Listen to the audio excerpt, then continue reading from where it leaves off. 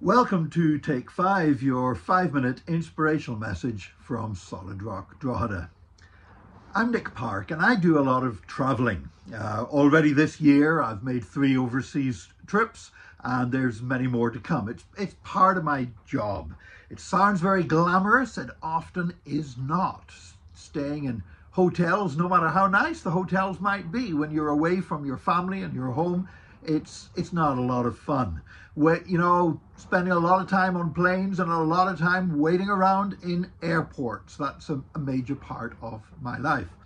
One of the things that makes travel a bit more bearable is when you get upgrades. It's what everybody wants when they're traveling. If you're booked as I am, in a cheap seat on an aeroplane, you want to get an upgrade to the front of the plane. If you're booked in one of the cheapest rooms in a hotel, you want to get an upgrade to a better room. And I've learned over the years, I've learned what I need to do to be more likely to get upgrades. Actually, you be nice to people.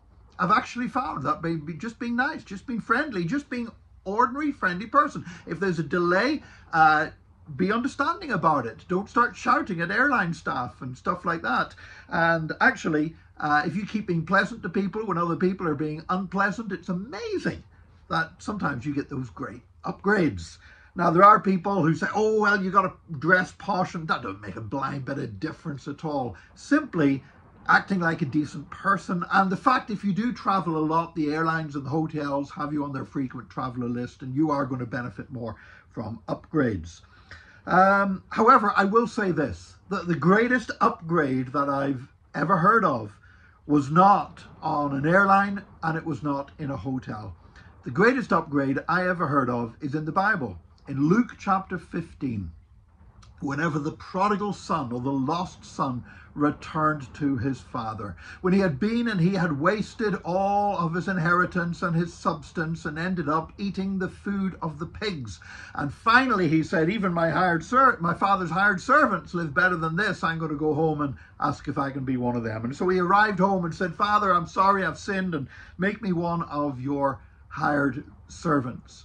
And his father didn't make him like a hired servant. His father received him back as a son. He put the ring on his finger, he put the robe on him, he killed the fatted calf, and they had a celebration. He said, my son that is lost is now found again. That was the greatest upgrade I've ever heard of. He thought he was going to travel the rest of his life as a hired servant, and yet he was upgraded back into the position of a son. And I'm happy to say that that is not a one-off thing, but that is part of what it means to come to Jesus. I remember when I came to Jesus back in 1981, I came to Jesus and I knew I needed salvation. I was in a terrible place.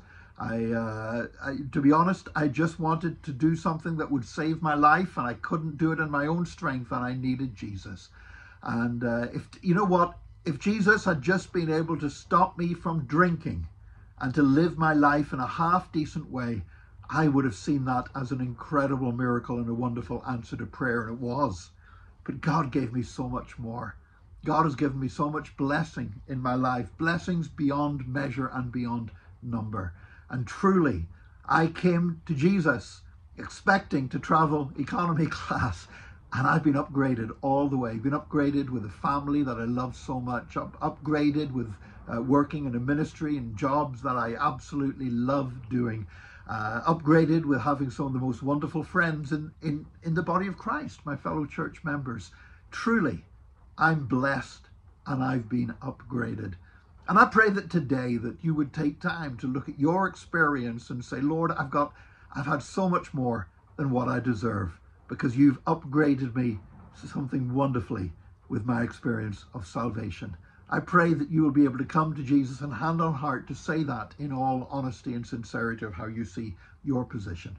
And join us again tomorrow for another Take 5, your 5-minute inspirational message from Solid Rock, Drogheda.